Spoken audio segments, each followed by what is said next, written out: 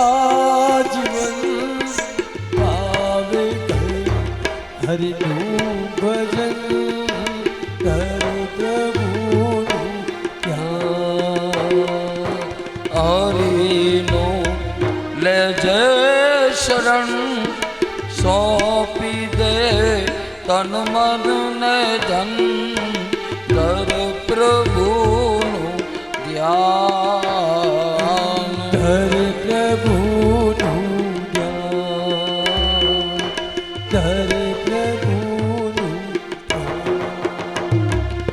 ધર્મં ભજસ્વ સતતમ ત્યજ લોક ધર્મા. અહીંયા આગળ બહુ સમજવા જેવી વાત ગોકર્ણે કહી છે. આ સમગ્ર સંસાર છે એ ગુણ અને અવગુણથી ભરેલો છે.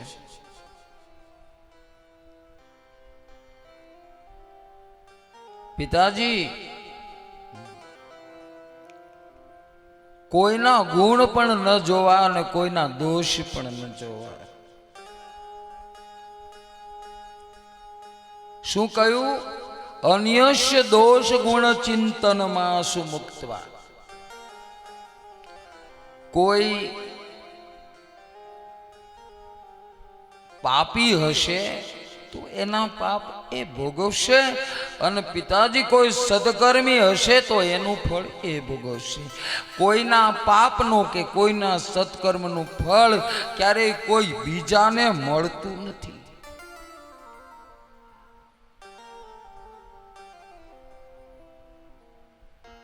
મહારાજ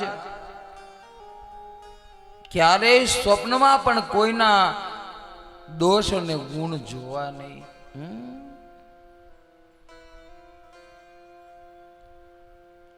સેવા કથા રસમહો નિતરા પીબત્વમ આમ બોલ્યા છે.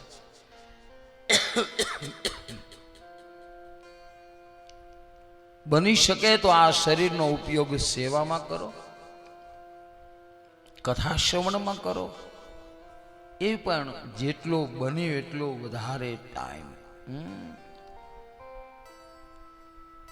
આપણે ત્યાં ભાગવતમાં જ કથા છે.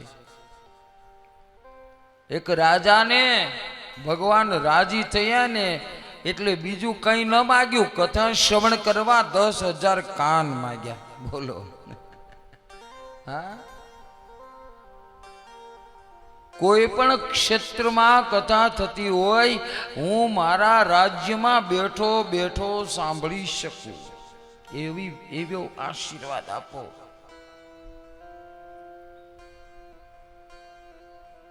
મહારાજ પુત્રનું કોઈની વાત ગળે ઉતરવી અને કોઈનું માની લેવું ને એ પણ મોટું સદભાગ્ય છે. હા, દીકરાની વાત ગળે ઉતરીને વનમાં નીકળી ગયા આત્મદેવ બ્રાહ્મણ, ગૃહ ત્યાગ કરી.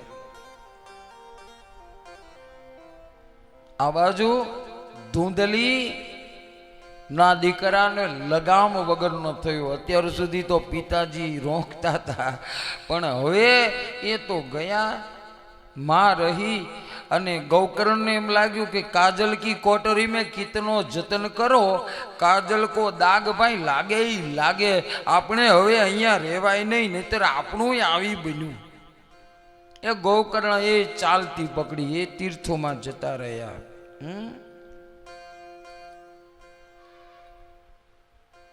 દુઃસંગ બહુ ખરાબ વસ્તુ છે. ગોકર્ણ નીકળી ગયા. ધુંધકારીને એટલું જ જોતું તું. એક વખત માને માર માર્યો, મને પૈસા આપ.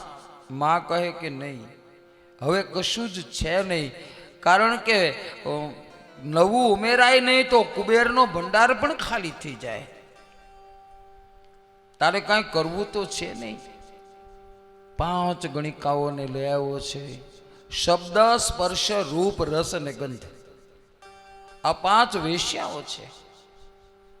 માણસ શબ્દમાં ફસાય, સ્પર્શમાં ફસાય, રૂપમાં ફસાય, રસમાં ફસાય ને ગંધમાં ફસાય.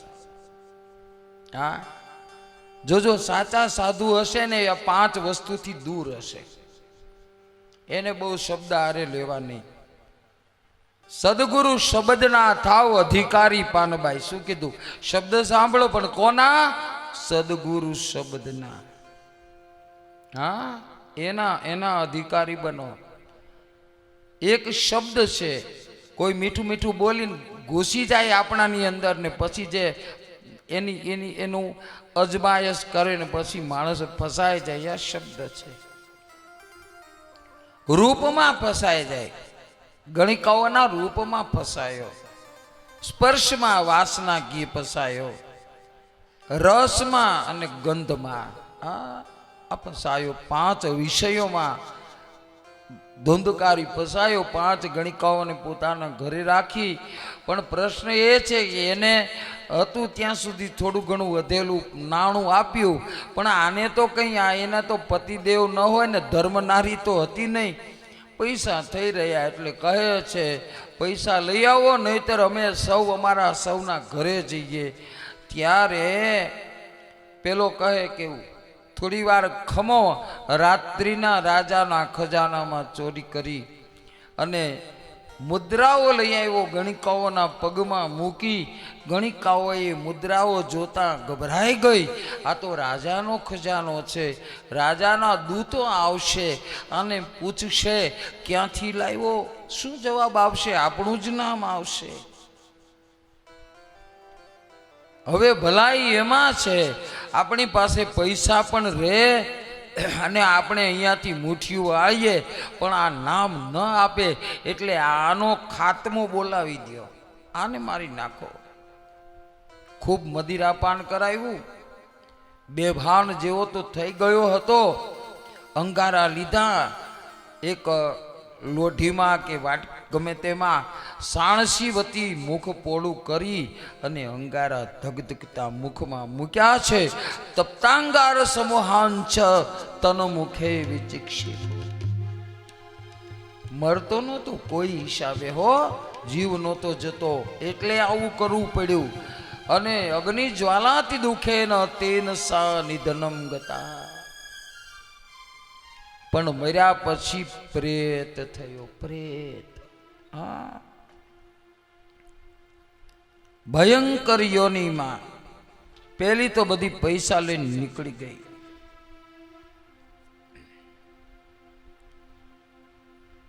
એની અસદગતિ થઈ.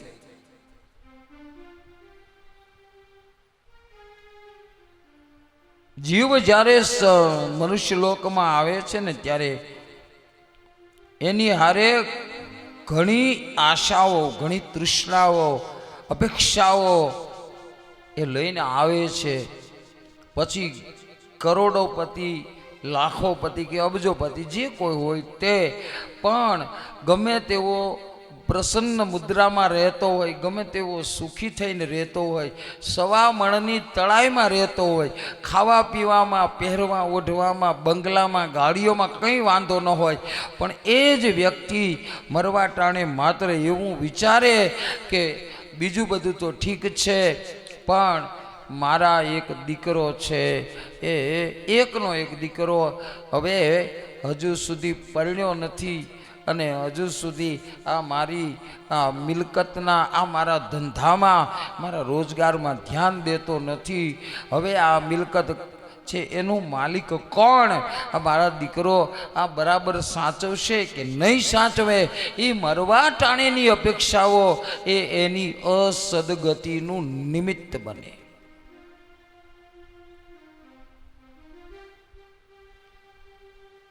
મારો એક દીકરો છે, મેં ગ્રેજ્યુએટ કર્યું પણ એ 10મું ન ભણ્યો. આ અપેક્ષા. હા, મનમાં ઝંખનાઓ રહે. પોતે ગમે તેટલું ભણ્યો હોય, છોકરો ભણ્યો નહીં. મારા આ એકનો દીકરો લગ્ન નથી થયા, મારે એકનો એક દીકરો આટલા વર્ષ થયા એને સંતાન નથી. આ બધી અપેક્ષાઓ,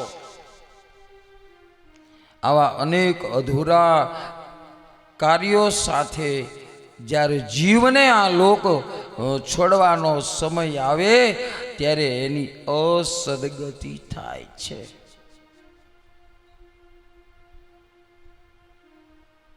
આપે ક્યારેક ગરુડ પુરાણ સાંભળ્યું હોય તો બીજા ધર્મ ગ્રંથો એક શ્રાદ્ધ કલ્પતરુ, આવા શ્રાદ્ધ કૌમુદી, આવા બધા ધર્મ ગ્રંથોમાં 64 કારણો આ અસદગતિના બતાવ્યા છે. સામાન્ય જોઈએ તો કુષ્ઠ રોગ થયો હોય, શરીરમાં દાગ થઈ ગયા હોય, રક્તપિત્ત થયો હોય, લાલ દાગ થઈ ગયા, કાળા દાગ થઈ ગયા, સફેદ દાગ થઈ ગયા, એ મૃત્યુ પામે ત્યારે એક જ વિચાર આવે, અરે રે હું કદરૂપો થઈને મરું છું કે કદરૂપી થઈને મરું છું. પાપનું અન્ન ખાવા વાળા, અનેક પ્રકારની ઉપાધિઓથી પીડાવા વાળા, બધા ને માટે ઘણા બધા 64 કારણો આપ્યા છે. એમાં ધુંધુકારી પ્રેત થયો, પેલી ગણિકાઓ તો જતી રહી. આ બાજુ ગૌકર્ણએ યાત્રા કરતા કરતા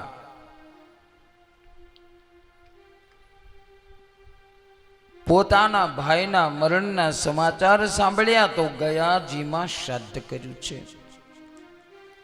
પુત્રની એટલી બધી હેરાન ગતિ હતી ત્યારે માતા પણ કૂવામાં પડી મૃત્યુ પામી. કુપે પાત કૃતૌ રાત્રૌ તેન સા નિદ્રમ ગતા, એ પણ મૃત્યુ પામી. ગૌકર્ણને ખબર પડતા પોતાની મા અને પાલક માતા અને ભાઈ માટે ગયાજીમાં શ્રાદ્ધ કર્યું. હરિદ્વાર તીર્થ ક્ષેત્રમાં શ્રાદ્ધ કર્યું. આવું બધું એના મોક્ષ માટે ઘણું કર્યું. એકવાર ફરતા ફરતા ગોકર્ણ પોતાના જન્મભૂમિ આવ્યા અને ત્યાં જે ખંડેર જોયું, હો ભાઈ, આહા, સંતોએ કહ્યું છે જો હચવાય નહીં ને તો શરીર નકામું, હા, અને ધ્યાન નો રાખો તો બંગલો નકામો. આવીને ખંડેર જોયું. જે ઘરનો બતવાગતી, કોઈ રાખેંગારનો મેલ જોવા જુનાગઢ જાજો, ખબર પડે એ રહેતા હશે તો કેવો છે, અત્યારે શું સ્થિતિ છે. જય ઘરનો બતવાગતી રૂડા છત્રીસ રાગ, ઈ ખંડેર થઈ ખાલી પડ્યા, હવે કાળા ઉડે છે કાગ.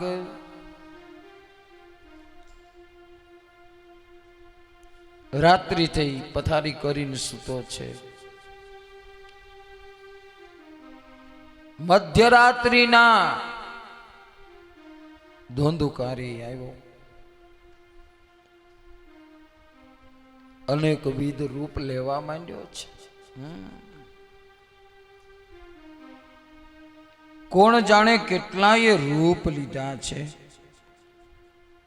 બિલાડો બન્યો છે, આખલો બન્યો છે, કેટલા પ્રકારના રૂપ લીધા છે. અંતે એ બધા જ પ્રકારના રૂપ છે એ લઈ અને જ્યારે ગૌકર્ણને ડરાવા લાગ્યો છે ત્યારે ગૌકર્ણએ પાણીની અંજળી લઈને છાંટી ધુંધુકારી મૂળ સ્વરૂપમાં પ્રગટ થયો છે. અરે ભાઈ, તું હજુ ભટકે છે?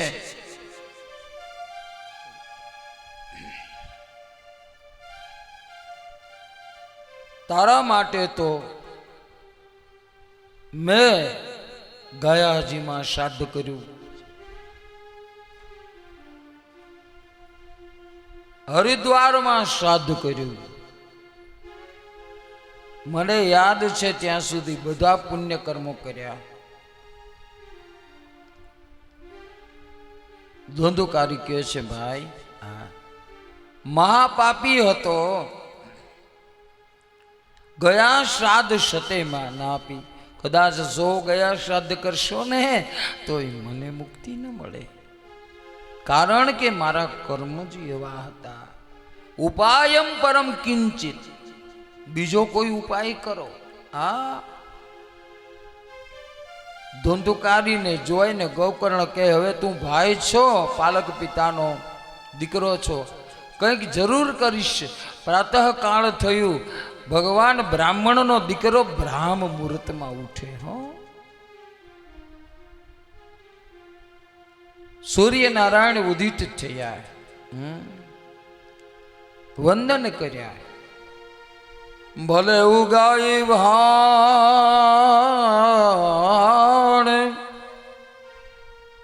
રવિ ભાણ, ભાણ તિહારા ભામણા, એ મરણ જીયણ લગમાન, એ રાખજે કાશ્યપ રાઉત.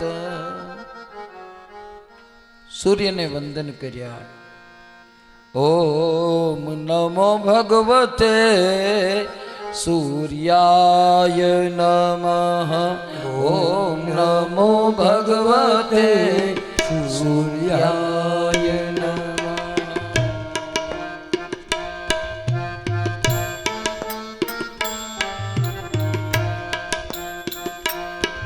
સૂર્યાય નમઃ આદિત્યાય નમઃ. સૂર્યાય નમઃ આદિત્યાય નમઃ. સૂર્યાય નમઃ ભાસ્કરાય નમઃ. સૂર્યાય નમઃ ભાસ્કરાય નમઃ. ઓમ નમો ભગવતે સૂર્યાય નમઃ. ઓમ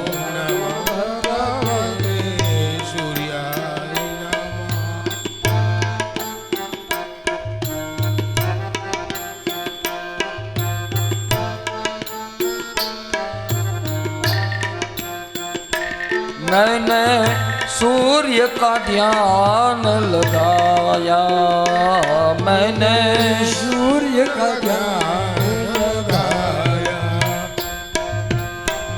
सुख समृद्धि पाया हो, सुख समृद्धि पाया. सूर्य देवता उजियारा है, ना जीवन में अंधियारा है. सूर्य देव है उजियारा, ना जीवन में अंधियारा. ज्योति सा तेज है पाया, मैंने सूर्य का ध्यान लगाया. ओ मैंने सूर्य का ध्यान लगाया. ओम नमो भगवते सूर्याय नमः. ओम नमो भगवते सूर्याय नमः. सूर्याय नमः भास्कराय नमः. सूर्याय नमः भास्कराय नमः. सूर्याय नमः आदित्याय नमः. सूर्याय नमः आदित्याय नमः. ओम नमो भगवते सूर्याय नमः. ओम नमो भगवते सूर्याय नमः. बोलिए सूर्य नारायण भगवान की. સૂર્યદેવનો રથ રોકી લીધો. આ બ્રાહ્મણની તાકાત છે. એક અંજલિમાં સૂર્યનારાયણે કહ્યું, બોલો.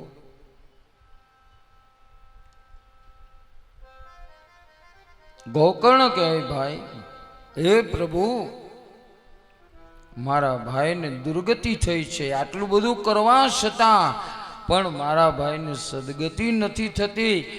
મહારાજ શું કરવું પડશે? સૂર્યનારાયણે કહ્યું, હે ગોકર્ણ, સત્કર્મમ કુર્યાત, ભાગવતની કથા કરો.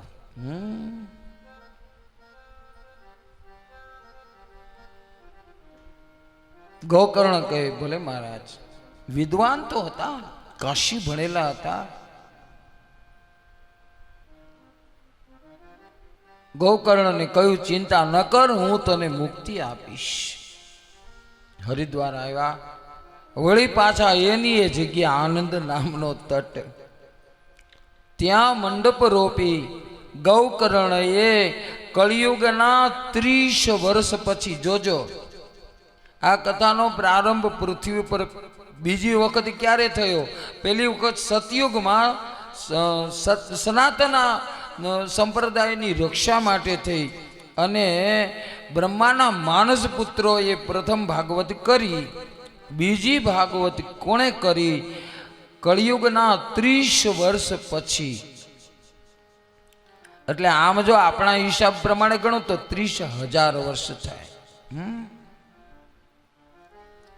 કળિયુગના 30,000 વર્ષ બાદ ધુંધુકારીના મોક્ષ માટે ગૌકર્ણએ કથા કરી. તિથિ કઈ હતી મને તો બહુ ભાગવતમાં તો નથી લખી, પણ ગુરુજી કહેતા હતા અષાઢ સુદ પાંચમ ને દિવસે આ કથા કરી. હવે ઘણો બધો વર્ગ એવું સમજતા હોય કે ભાગવત ચૈત્રમાં કરીએ તો સારું, ઘણો એવો વર્ગ સમજતા હોય કે ભાદરવામાં કરીએ તો સારું, ઘણા એવું સમજતા હોય કે કારતકમાં કરીએ તો સારું. પણ અષાઢના મહિનાની પાંચમ કે સાતમ એવું ગુરુજી કહેતા હતા. ત્યારે આ કથા આનંદ નામના તટ ઉપર ગૌકર્ણએ ધુંધુકારીના મોક્ષ માટે કરી છે. કોઈ જગ્યાએ એને પ્રવેશ કરવાનો, કારણ કે બધે ધાર્મિક લોકો બેઠા હતા, સંતો બેઠા હતા, એટલે વાંસમાં છિદ્ર જોઈ પ્રવેશ કરી ગયો અને આખો દિવસ કથા શ્રવણ કરે એનું રાત્રે ચિંતન કરતો હતો, મનન કરતો હતો. અદ્રઢમ ચ હતમ જ્ઞાનમ પ્રમાદેન હતો શ્રુતમ સંદિગ્ધોય હતો મંત્ર અને વ્યગ્રચિતો હતો જપ. જો સાંભળજો, આ 4 વસ્તુ છે ને આપણને આવડવી જોઈએ, ખબર હોવી જોઈએ. અદ્રઢમ ચ હતમ જ્ઞાનમ, જ્ઞાન છે ને એને વારંવાર યાદ ન કરો તો નાશ થઈ જાય. ઓ જ્ઞાનનો અદ્રુઢમ ચ હતમ જ્ઞાનમ. પછી બહુ સારી વાત કરી, પ્રમાદેન હતો શ્રુતમ. શાસ્ત્રીજી સામે કે કથાકાર સામે મોટા મોટા બગાહા ખાઈને કથા સાંભળવી એના કરતા ન સાંભળવી સારી. પ્રમાદેન હતો શ્રુતમ. પછી કોઈ ઉપાધિ આવી પડેલી હોય ને કોઈ કઈ એવી સ્થિતિ હોય ને ચિત્ત વ્યગ્ર હોય ત્યારે કોઈ પણ મંત્રના જપ ન કરાય. વ્યગ્રચિતો હતો જપ. હા, અને છેલ્લી બહુ સારી વાત કરી. આવો બેસો. સંદિગ્ધો હિ હતો મંત્ર.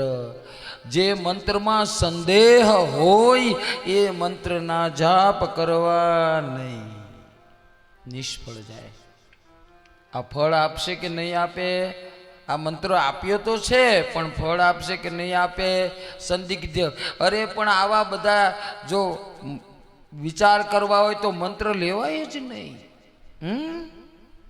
મંત્રમાં સંદેહ કરવો એ તો ગુરુનું અપમાન છે. અને મંત્ર હંમેશા ગુરુ આપે, પણ પછી ચોપડીઓમાંથી લઈને આપણે કરીએ તો પછી શીરા જ વઘારવા પડે, એમાં બીજું કાંઈ આવે જ નહીં. સંદિગ્ધો હતો મંત્ર. અને ઘણાને તો મારે કહેવું પડે કે તમે કંઈ કરો છો એનું તમને ફળ મળે છે કે નહીં એનું પ્રમાણ જોતું હોય તો શેરીમાં કોક નીકળે એને કારણ વગર એક ઝાપટ અડાડી દેજો એટલે ખબર પડે કે એનું ફળ મળે કે નહીં.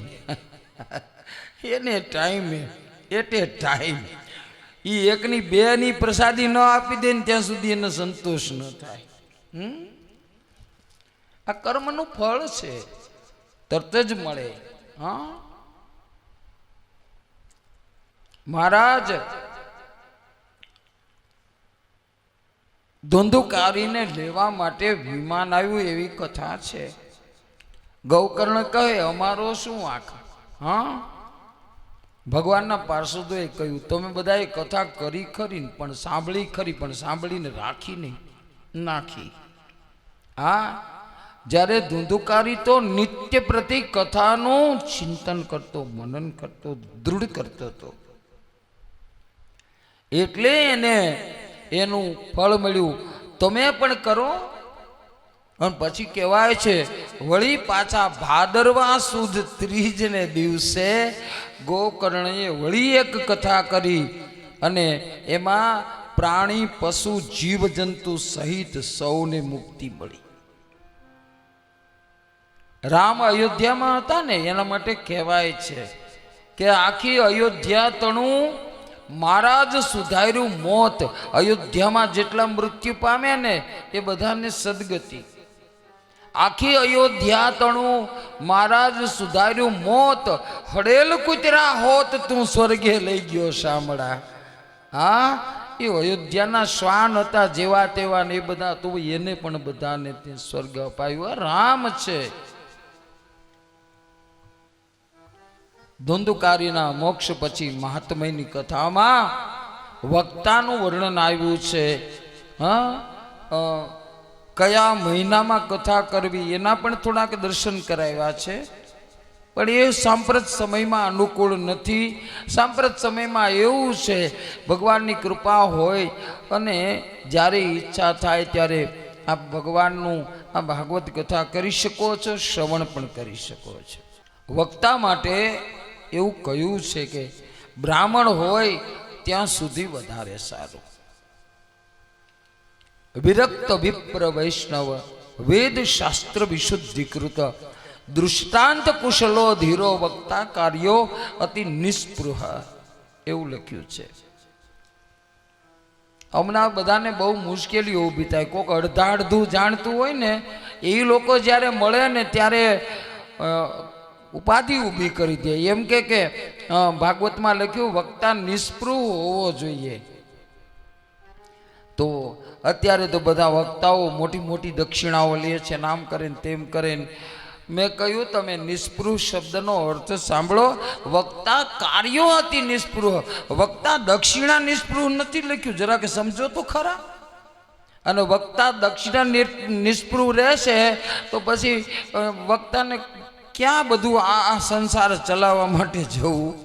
હે, એમાં લખ્યું વક્તા કાર્યો અતિ નિસ્પૃહ, એટલે કે કોઈ પણ સંપ્રદાયની કથામાં ક્યાંય ખંડન મંડન વક્તા કરતો હોવો જોઈએ નહીં.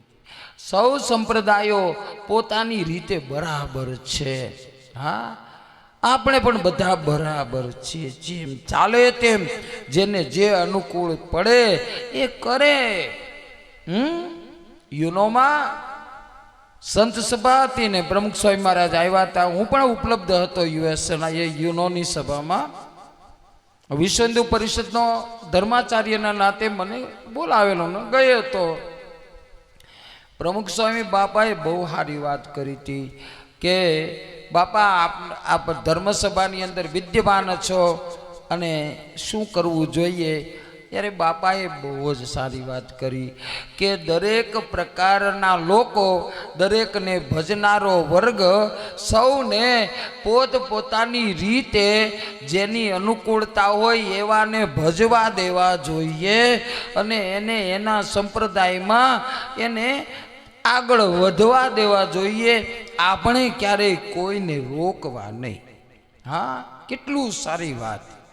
આ ભગવાન છે એના કરોડો અવતાર છે અને આપણે તો 33 કોટી દેવતા. જેને જે દેવ ગમે એને ભજે.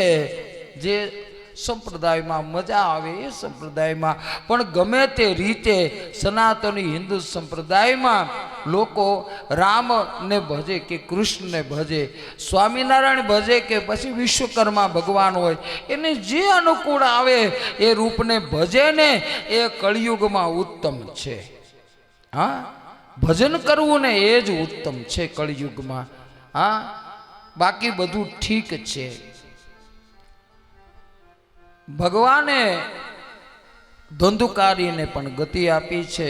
બ્રાહ્મણ છે એ વિદ્વાન હોવો જોઈએ, ભાગવતની દીક્ષા લીધેલો હોવો જોઈએ. હા, ભાગવત કોઈ સામાન્ય ગ્રંથ નથી.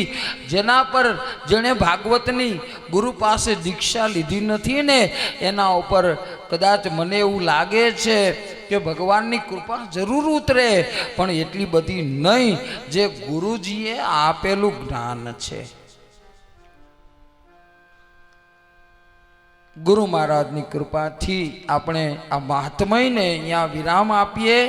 પ્રથમ સ્કંદની અંદર અધિકાર લીલામાં પ્રવેશ કરીએ એ પહેલા 2 મિનિટ ભગવાનને યાદ કરી રહીએ. ડોંગરે બાપાની પ્રથા હતી, એક સ્કંદમાંથી બીજા સ્કંદમાં જાય એટલે ઈશ્વરને યાદ કરવા. હરે કૃષ્ણ હરે કૃષ્ણ કૃષ્ણ કૃષ્ણ હરે હરે કૃષ્ણ કૃષ્ણ કૃષ્ણ હરે હરે રામ હરે હરે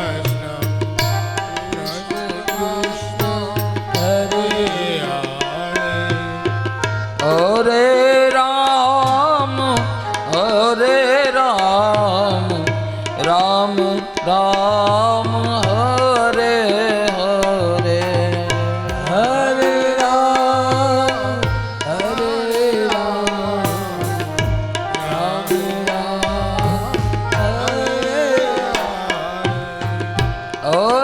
રામ રામ રામ હરે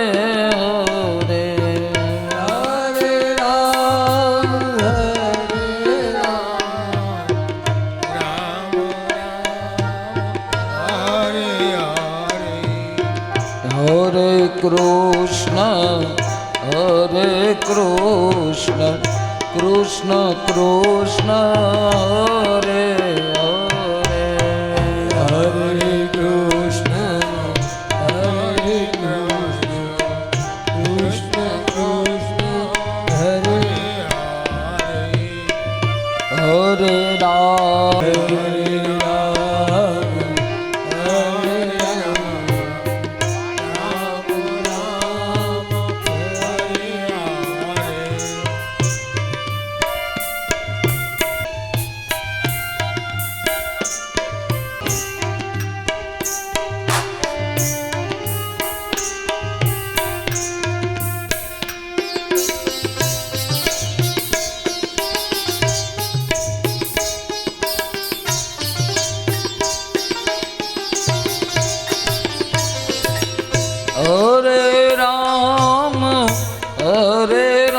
રામ રામ રામ હરે હરે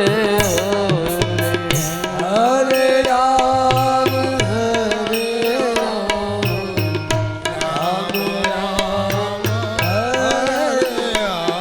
હરે હરે કૃષ્ણ કૃષ્ણ કૃષ્ણ હરે હરે હરે કૃષ્ણ કૃષ્ણ કૃષ્ણ હરે હરે કૃષ્ણ કૃષ્ણ કૃષ્ણ હરે હરે હરે કૃષ્ણ કૃષ્ણ કૃષ્ણ હરે રામ રામ રામ હરે હરે હરે રામ રામ રામ હરે હરે કૃષ્ણ કૃષ્ણ કૃષ્ણ હરે હરે હરે કૃષ્ણ રામ રામ હરે હરે રામ રામ હરે હરે. બોલીએ બાલ મુકુંદ લાલ કી જય.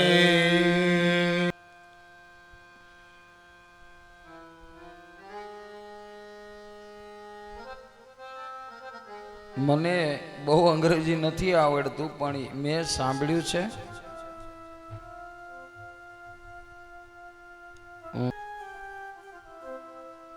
પહેલા યોગ્ય બનો, પછી તમને જે જોઈએ તે મળે. પહેલા યોગ્ય બનો, પછી વસ્તુની અપેક્ષા કરો.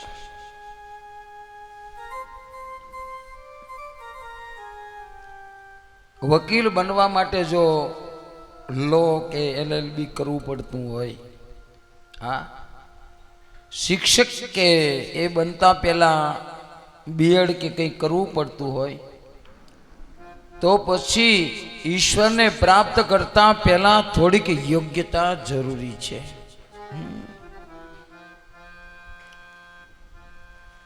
સારા કે ગમે તેવા શ્રોતા વક્તાઓ એમની યોગ્યતા પ્રમાણે 3 પ્રકાર બતાવ્યા છે: ઉત્તમ, મધ્ય અને સાધારણ. ઉત્તમ વક્તા શ્રોતા કોણ? સુખદેવજીને પરીક્ષિત. રાજા ઉત્તમ પ્રકારના શ્રોતા, કારણ કે એ બંને શ્રીમદ ભાગવત પ્રત્યે અને પરમાત્મા પ્રત્યે અનન્ય ભક્તિભાવ વાળા હતા. સંસાર પ્રત્યે વિરક્ત હતા. ભગવાનના કૃપા પાત્ર હતા. કારણ શું હતું કે સુખદેવજી મહારાજ પણ એ સ્વયં રુદ્ર અવતારી હતા, અને પરીક્ષિત મહારાજ છે એને માના ઉદરમાં અંગુષ્ઠ માત્ર મમલમ ભગવાનને સ્પર્શ કરેલો હતો. એ વ્યક્તિને સ્વયં શ્રી કૃષ્ણએ, પ્રભુએ સ્પર્શ કર્યો. વળી સુખદેવજી મહારાજ અને પરીક્ષિત બંનેએ માના ઉદરમાં ભગવાનના દર્શન કર્યા હતા. આ પણ સત્ય છે. એટલે ભગવાનના કૃપા પાત્ર શિષ્ય નહીં, પ્રભુના કૃપા પાત્ર ભક્ત. પછી આવ્યો મધ્યમ પ્રકાર. એ કોણ? મહર્ષિ વ્યાસ અને નારદજી. એ મધ્યમ પ્રકારના શ્રોતા, કારણ કે એનામાં જ્ઞાન અને તપ અને ભક્તિ ને વગેરે ગુણો હોવા છતાં પણ વ્યાસજી અન્ય પ્રવૃત્તિઓમાં ગ્રંથોની રચના કરવી ને ધર્મગ્રંથો માટેનું આ બધું વેદના વિભાગ કર્યા ને આ બધું એવું બધું બતાવ્યું. એટલે મધ્યમ પ્રકારના શ્રોતા વક્તા વ્યાસ અને નારદજી. સૂત પુરાણી અને શૌનકાદિ ઋષિઓ સાધારણ કયા, કારણ એ સૂત પુરાણી વ્યવસાયિક રીતે કથા કરતા હતા. એવું તો નહોતું કે સૂત પુરાણીને કથા કરે ને કંઈ મળે નહીં. એ વ્યવસાયિક વ્યક્તિ હતા, જે કંઈ દક્ષિણા મળે તે. હા, એ રીતે કથા સૂત પુરાણી કરતા હતા એ કાળમાં. વિશ્રાંતિના ફાજલ સમયે એ બધા જ ઋષિઓ, જો અહીંયા કોની વાત આવી, બધા જ ઋષિઓ ક્યારે કથા સાંભળતા હતા? વિશ્રાંતિ હોય ને ફાજલ સમય હોય ત્યારે. હા, એવું ન કોઈ સ્પેશિયલ કથાના આયોજનો કરે ને પછી એ કથા શ્રવણ કરે નહીં. ભાગવતમાં લખ્યું છે 1000 વર્ષ ચાલે એટલું મોટું એક બ્રહ્મસત્ર થયું ને એમાં બધા આવ્યા હતા. 1000 વર્ષ માટે ચાલે એ માટે. તો શૌનકાદિ ઋષિઓ સ્વર્ગ આદિની ફળની ઈચ્છાથી યજ્ઞ યાગ આદિ કર્મ કરતા, વિશ્રાંતિના સમયમાં સત્સંગ રૂપે ભાગવત સાંભળતા. વળી પાછું એક પણ ખરું, કારણ કે એમનામાં જ્ઞાની હોવાનો અભિમાન તો ખરું, એટલે એણે 6 પ્રશ્નો પૂછ્યા ને, એ અભિમાનથી પૂછ્યા. જ્યારે સૂતજી છે એને જવાબ આપ્યા ત્યારે એણે અભિમાનથી નથી આપ્યા. એણે શું કહ્યું? એણે ભાગવત સંભળાયું ત્યારે શું બોલ્યા? પૂર્વકાળમાં શ્રવણ કરેલું હતું, આ મારું કાંઈ નથી. હા, અપેક્ષિત દીનતા ન હતી. આ વક્તા શ્રોતા સાધારણ કક્ષના. શ્રોતા વક્તાએ યોગ્ય બનવું હોય તો યોગ્યતા વગર કશું મળતું નથી, અને મળી જાય તો તે ટકતું નથી. હમણાં ક્યાંક છાપામાં વાંચ્યું હતું, ખોટા બોર્ડ મારીને MBBSના ડૉક્ટર બન્યા અને પછી જે કંઈ 2-3-4 વર્ષ જે હેરાન કરવાના હતા દર્દીઓને હેરાન કરી લીધા, પણ પછી બધું છતું થયું, અત્યારે જેલમાં છે. હવે ઓલા ભણીને યોગ્યતા મેળવીને ડૉક્ટર થાય અને ડિસ્પેન્સરી ખોલે, એને ક્યાંય જવું ન પડે, પણ આણે તો બનાવટી બધું ઊભું કરેલું, તેથી ભગવાનના મહેમાન બન્યા છે. અત્યારે આ બે વસ્તુ અયોગ્યતા હાથમાં શોભે પણ નહીં, એવી રીતે શાસ્ત્ર ને શસ્ત્ર પણ અયોગ્ય વ્યક્તિના હાથમાં શોભે નહીં. આ એક મારી ટકોર છે કે ગુરુ પાસે અભ્યાસ કર્યા વગર અત્યારે જ્યારે ધર્મગ્રંથોની કથાઓ અન્ય વ્યક્તિઓ શ્રવણ કરાવવા લાગ્યા છે, પણ એ વસ્તુ શોભે નહીં. હા, ગોદડા સીવવા માટે સોય જ જોઈએ, તલવાર ન ચાલે, અને યુદ્ધમાં તલવાર જ જોઈએ, ગોદડા સીવવાની હો ન હાલે. હા, ઘણા વર્ષો પહેલા હું અમારા ડ્રાઈવર સાહેબ છે પટેલભાઈ, સત્સંગી છે, મેં એને વાત કરી હતી. હા, કે ઘણા વર્ષો પહેલા મેં સાંભળેલું, જ્યારે શ્રીમદ ભાગવત જેવો, બીજા કોઈ ધર્મગ્રંથો હોય તો એક બાજુ છે, પણ શ્રીમદ ભાગવત જેવો ધર્મગ્રંથ જ્યારે એના અધિકારી વક્તાઓ સિવાયનો વર્ગ અત્યારે સમાજમાં આનો ઉપયોગ કરે છે, હા, ત્યારે ભાગવતની અંદર લખ્યું છે, વિરક્ત વિપ્ર વૈષ્ણવ વેદ શાસ્ત્ર વિશુદ્ધિકૃત, એને અનુસરવું જોઈએ.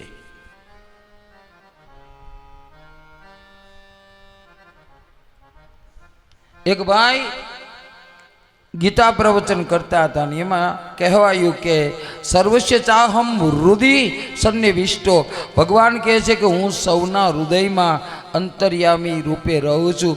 પણ આ મહારાજને પૂરતું જ્ઞાન નહોતું, એથી એણે કહ્યું કે ચા કહે છે કે હું દરેકના હૃદયમાં રહું છું. હવે ક્યાં કૃષ્ણ ને ક્યાં ચા? હા, આ બધું વિચારવા જેવું છે, કારણ કે સંસ્કૃતનું જ્ઞાન જ નથી. સર્વસ્ય ચાહમ ચ અહમ, હું પોતે. હા, પણ અહીંયા સીધી મહારાજે વાત કરી દીધી, ચા કે છે કે હું બધાયના હૃદયમાં રહું. અરે, ચાની વાત નથી, તું સંસ્કૃત સમજતો ખરો. આ તો ભગવાનના શબ્દો છે ગીતાજીના. એક ગુરુ હતા ને, પછી એણે યોગ્ય શિષ્ય એની શોધખોળ કરી, એવી કથા છે. હા, પણ કોઈ યોગ્ય શિષ્ય મળ્યા નહીં. એટલે ગુરુની એવી ભાવના કે કોઈ સંસ્કૃતના વિદ્વાન હોય અને જાણકાર હોય તો એ ધર્મને બરાબર સમજી શકે એવો કોઈ જો શિષ્ય મળે તો મારે એને શિષ્ય તરીકે રાખવો છે. એટલે કોઈ એક વ્યક્તિ આવ્યો હશે અને ઘણા વર્ષોથી એ ધર્મક્ષેત્રમાં કામ કરતો હશે, નહીં કરતો હોય, એટલે ગુરુજીની પાસે આવ્યો. ગુરુજીને કહે છે, એ હું બધું જાણું છું, આપનો શિષ્ય થવા યોગ્ય છું. ગુરુજી કહે, કઈ વાંધો નહીં, તું મારો યોગ્ય શિષ્ય થવા યોગ્ય હોય તો મને કશો વાંધો નથી, પણ હું એક પરીક્ષા કરું. શું? અરે બાપુ, પરીક્ષા ન કરાય, મને બધું જ જ્ઞાન છે, પરીક્ષા કરાતી હશે. હાલો, તમે ગમે ત્યારે કહેશો ને ત્યારે તમારા બધી વાતોનો જવાબ આપીશ. ગુરુજીને એનું તેજ જોયું ને એવું બધું જોયું, એટલે ગુરુજી કહે છે, કાંઈ વાંધો નહીં, હવે કેટલાય શોધું છું તો એકાદ વાર અને આવડતું હોય તો શું વાંધો છે. એટલે ગુરુજીએ એને કહ્યું કે હાલ ભાઈ, તું મારો શિષ્ય. 8-10 દિવસ થયા, રસોઈ બરાબર બનાવે, ગુરુજીને યજ્ઞમાં પણ કંઈ જે જોતું હોય એ આપે. ગુરુજીને થયું કે એકવાર પરીક્ષા તો કરવા દે. એટલે એકદમ એમણે બેસાડીને કીધું કે સર્વોપનિષદો ગાવો દોગ્ધા ગોપાલ નંદન. આનો અર્થ કર. બધા ઉપનિષદ છે એ ધેનુના સ્વરૂપમાં છે. હા, પણ ગોપાલ નંદન, દોગ્ધા ગોપાલ નંદન, આનો અર્થ કર. એટલે શિષ્યએ શું કીધું, महाराज जी बाकी तो सब कुछ समझ गया, किंतु ये दो गधा कौन है वो समझ में आया नहीं. हाँ, आपकी सब बात ऐसे तो समझ गया, पर ये दो गधा आप जो बोले हैं वो कौन है. એટલે ગુરુજીએ શું કહ્યું, એક मैं और एक तू और गधा कौन. हाँ, મેં તો તને સુઈએ સમજ્યો તો કે તું કેટલો બધો જાણકાર હશે. હા, પણ તું કંઈ ન સમજ્યો. તો શસ્ત્ર અને શાસ્ત્ર અયોગ્ય વ્યક્તિના હાથમાં આવે તો ખતરનાક સાબિત થાય. અને આ મર્મ ભગવાન કૃષ્ણ જાણતા હતા, તેથી યોગ્ય વ્યક્તિમાં પસંદગી કરી સુખદેવજી મહારાજની, જેના હાથમાં શાસ્ત્ર આવે. બીજું પાત્ર કયું, સુત પુરાણી. ત્રીજું પાત્ર કયું, મૈત્રેય. ચોથું પાત્ર કયું, શિવજી. અને પાંચમાં વ્યાસ. આની યોગ્યતા વગર કશું મળતું નથી. પરમાત્માની પરમ કૃપાથી પ્રથમ સ્કંદના પ્રારંભમાં મંગલ આચરણ કર્યું છે.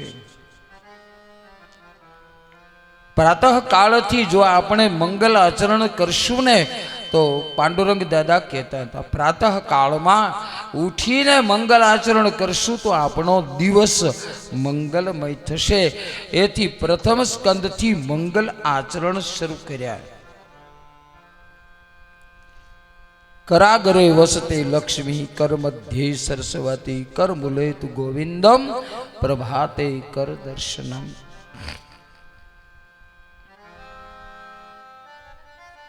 दादाए तो आ समाज ने बहु भेट आपी छे. गणाय नहीं एटली પાંડવોને દાદાએ.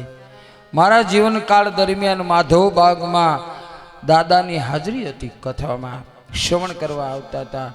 અને મને યાદ છે કે એ કથા પૂર્ણ થયા પછી દાદાએ જે ભાગવત લખ્યું ને, વ્યાસ વિચાર, એ બહુ ઉપયોગી છે.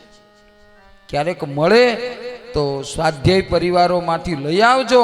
એ ભાગવતમાં એણે જે ધર્મગ્રંથમાં કથાઓના મર્મ સમજાવ્યા છે, અદ્ભુત છે, અદ્ભુત ભાગવત છે. ભગવાનની પરમ કૃપા. એટલે આ સ્કંદના પ્રારંભમાં ભગવાને શું કહ્યું છે, બહુ સમજવા જેવું. જન્માદ્યસ્ય યતોન્વયાદિતરત સાર્થેષ્વવિઘ્નઃ સ્વરાટ तेने ब्रह्म हृदायादि कवये मुह्यन्ति यत सूरयः तेजो वारिमृदां विनिमयो त्रिसर्गो मृषा धाम्ना स्वेन सदा निरस्तकुहकं सत्यं परं धीमहि. जन्म आदि यश्य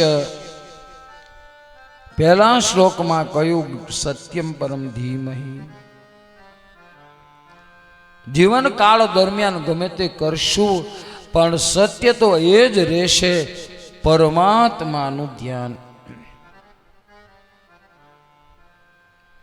અહીંયા એક ટકોર પણ કરી છે કે ગમે ત્યારે ધ્યાન કરવાનું થાય ને તો એવાનું ધ્યાન કરો જે સત્ય છે અને જેનો ક્યારેય નાશ નથી. હા, સંસાર અસત્ય છે. કેવો અસત્ય? સ્વપ્ન જેવો છે. મહારાજ જનકને એક દિવસ સ્વપ્ન આવ્યું. અને સ્વપ્નમાં એમની બધી સંપત્તિ લૂંટાઈ ગઈ. પછી એણે ઋષિવરને પૂછ્યું કે મહારાજ આવું થઈ જશે કે ના મહારાજ, તમે સૂતા હતા એ સ્વપ્ન હતું અને લૂંટાઈ ગયા, પણ જાણીને કંઈ તમે રાજા છો, આ તમારી સંપત્તિ થોડી મટી જવાની છે. સ્વપ્ન ક્યારેય સત્ય હોતું નથી. સત્યમ પરમ ધીમહિ. આ જગતમાં જેટલી પણ વસ્તુઓ છે એમાં જે નાશવંત છે એના સ્મરણ કરવાથી આપણું કલ્યાણ નથી, એવું પરમાત્મા માટે કહ્યું છે પ્રથમ સ્કંદમાં. જગત બ્રહ્મમાંથી નીકળ્યું છે એટલે બ્રહ્મ સત્ય અને જગત મિથ્યા એ એક વાત છે. વળી એવું પણ કહ્યું છે કે પૂર્ણમદઃ પૂર્ણમિદં પૂર્ણાત પૂર્ણમુદચ્યતે પૂર્ણસ્ય પૂર્ણમાદાય પૂર્ણમેવાવશિષ્યતે. આ જગતમાં બીજું કંઈ પૂર્ણ નથી. ઉપનિષદો કહે બ્રહ્મ પૂર્ણ છે. 500 રૂપિયાના સિક્કા મારી તમારી પાસે પડ્યા હોય તો એમાંથી એક કાઢી લ્યો એટલે ખંડિત થઈ ગયા. પછી એ 500 નથી, એ પ્રમાણે બ્રહ્મમાંથી અનંત કોટી બ્રહ્માંડો નીકળ્યા પછી પૂર્ણ કેવી રીતે છે? ભગવાન સત્યરૂપ છે, જગતનું ઉપાદાન કારણ છે. નરસિંહ મહેતાએ કહ્યું છે અખિલ બ્રહ્માંડમાં એક તું શ્રી હરિ જુજવે રૂપે અનંત ભાસે. પવન તું, પાણી તું, ભૂમિ તું, ભૂધરા, વૃક્ષ થઈ ફૂલી રહ્યો આકાશે, બધું જ તું છે. ભગવાને શ્રી હરિએ ઈશ્વર સર્વજ્ઞ છે, સ્વરાટ વિઘ્ન સ્વરાટ કહ્યું છે. જુઓ, સ્વયં પ્રકાશિત છે. હું કે તમે જે મકાનમાં રહીએ છીએ એ કાયમી નથી. જ્યારે મકાન પણ કાયમી નથી, પણ જે દેહમાં રહીએ છીએ એ દેહ પણ કાયમી નથી. હા,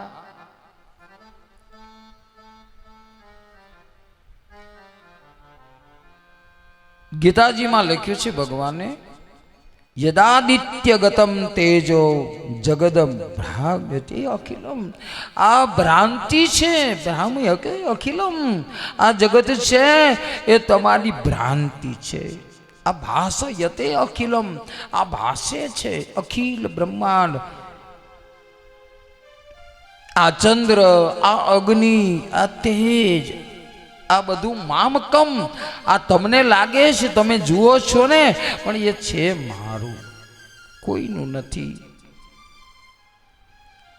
વિદ્વિષામકમ એમ કહ્યું છે, મારું જાણજો. ભગવાનના તેજથી જ બધી દુનિયા પ્રકાશે છે. આપણે પહેરીએ ને એ કપડાં પણ અનિત્ય છે, નિત્ય નથી. ભલે પછી ધોયા કરી અને ઇસ્ત્રી કર્યા કરે, પણ એનો એક મર્યાદા પૂરી થઈ જાય તો જેની પાસે આપણે રહીએ છીએ, જેની વચ્ચે રહીએ છીએ, જેને આપણે આપણા માનીએ છીએ, પણ એમાંના બધા જ અનિત્ય છે, નિત્ય કોઈ નથી. કદાચ આ મારી દીકરી છે, મારી દીકરી કરીએ તો એ સાસરે જતી રહેશે. હા, અને એમ કહેતા આ મારો પુત્ર છે, મારો પુત્ર છે, મારો પુત્ર છે. એ મારો પુત્ર પણ એનો સમય થશે તો એ પણ ચાલ્યો જશે, કોઈ નહીં રહે. હા, સાંપ્રત સમયમાં જે અસત્યને વરેલા છે એવું કાંઈ નથી રહેવાનું. સત્યને અનુકૂળ જે હશે એ બધું રહેવાનું છે. એટલે તો એવું જ કહ્યું છે બ્રહ્મ સત્ય જગદ મિથ્યા. દેહમાં દેવ તું, તેજમાં તત્વ તું, શૂન્યમાં શબ્દ થઈ વેદ વાસે એ અખિલ બ્રહ્માંડમાં એક તું શ્રી હરિ જુજવે તે અનંત પાસે હે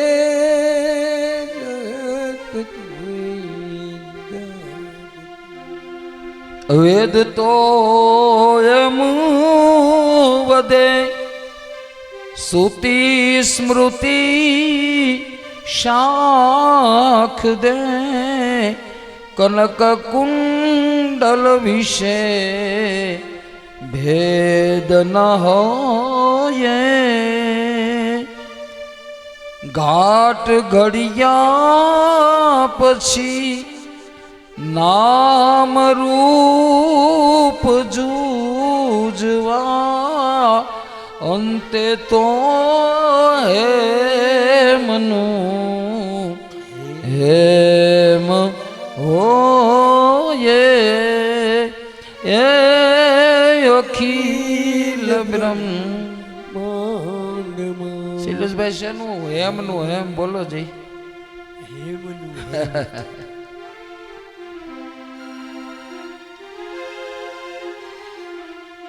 દેહમાં દેવ તું તેજમાં તત્વ તું નરસિંહ મહેતાએ કહ્યું છે કે ગ્રંથો સાંભળવા બહુ સારા પણ જો સમજાય તો હા એણે એક લીટી લખી છે ગ્રંથ ગરબડ કરી વાત નો કરી ખરી નરસિંહ મહેતાને કે ગ્રંથમાંથી ક્યાંક થયું હશે એટલે એ વાત તો સાંભળી ગ્રંથની પણ સાચી નથી સાંભળી ગ્રંથ ગરબડ કરી વાત નો કરી ખરી પછી શું કીધું જે હને જે ગમે એને પૂજે અહીંયા એને ટકોર કરી છે કે ગ્રંથમાં ચોખવટ નથી કરી કે કોને ભજવા જોઈએ આ તો જેની ઈચ્છા થાય એ એને ભજે હા પછી નરસિંહ મહેતા કે બીજું બધું તો મને કોઈ સૂઝતું નથી પણ એટલું મને સૂઝે મન વચન કર્મથી આપ માને સત્ય છે જમન એમ સૂજે એટલે અહીંયા પણ એણે એ જ કહ્યું કે ભાઈ તમારી ગમે તે ભલે પ્રકારે ભજવાની ઈચ્છા થાય પણ સત્યને પકડી રાખજો ભણે નરસૈયો એ મનતની શોધના પ્રીત કરો પ્રેમથી પ્રગટ થશે હા પ્રેમ કરો ને આવશે ના નહીં પાડે ભાગવતનો સાર શું પ્રભુની અનન્ય ભક્તિ એ ભાગવતનો સાર છે કોઈ પણ પ્રકારની અપેક્ષા વગરની ભક્તિ એ ભાગવતનો સાર છે નિગમ કલ્પતરોરગલિતમ ફલમ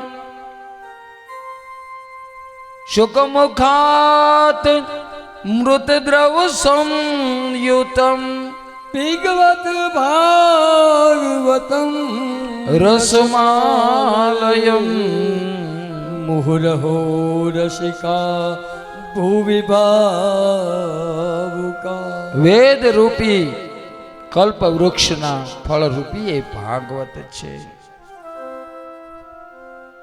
આ કથામાં આનંદ કોને આવે તો કહે રાધિકા રસિકા ભુવિ ભાવુકા રસિક જો હોય જેને ભગવાનની કથામાં બહુ રસ હશે ને આમાંથી કંઈ મારે પરમાત્માના સ્વરૂપને જ્ઞાનની ભક્તિથી ઉપાસનાથી એવી બધી રીતે સમજવું છે. એટલે અહીંયા કહ્યું રસિકા ભૂવિ ભાવુકા, ભૂમિ ઉપર ભાવુક જનો.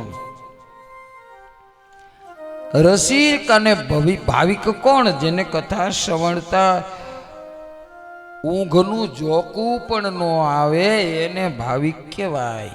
હા, નહીતર હમણાં ઓલી કથા છે ને, મોટી કથા, પછી એમાં ફુવારા નાખ્યા હોય. ભેંસ દળમાં છે ને આપણે બહુ મોટી ડોમ વાળી બહુ મોટી કથા, એ ફુવારા નાખ્યા હોય, એક બાજુ કુલર ચાલુ હોય ને એક બાજુ ફુવારા હોય ને પછી જે દશા થાય ને મારે બંધ કરવું પડ્યું. જો કોઈએ લખ્યું તું, જોલા આવે મને જોલા આવે, કથા સાંભળતા મને જોલા આવે. રોજ સવારે સત્સંગમાં જાઉં છું, વાંચે છે વ્યાસજી, જોલા હું ખાઉં છું. કોઈ બહુ લખ્યું છે. હા, બોલવા જાવ તો ખાંસી સતાવે અને કથા સાંભળતા મને કોણ કહે તો મને કોઈ કહે તો મને કડવું લાગે. સૂતેલો જીવ મારો કેમ કરીને જાગે, કૃપા કરીને કોઈ કોણી અડાડે. બાજુવાળા કહે કે ભાઈ કથા શ્રવણ કરવા આવ્યા છો. એટલે બહુ સારું લખ્યું છે. ભગવાનની આ કથા શ્રવણ કથા, કથાનો પ્રારંભ ક્યાં થયો? નૈમિષારણ્ય. નૈમિષે સુતમાસીનમ અભિવાદ્ય. કેવો સ્વરૂપ નૈમિષ એટલે કે જ્યાં નિમિષ માત્રમાં મારા તમારા પાપ બળીને ભસ્મ થઈ જાય, એ નૈમિષ અરણ્ય.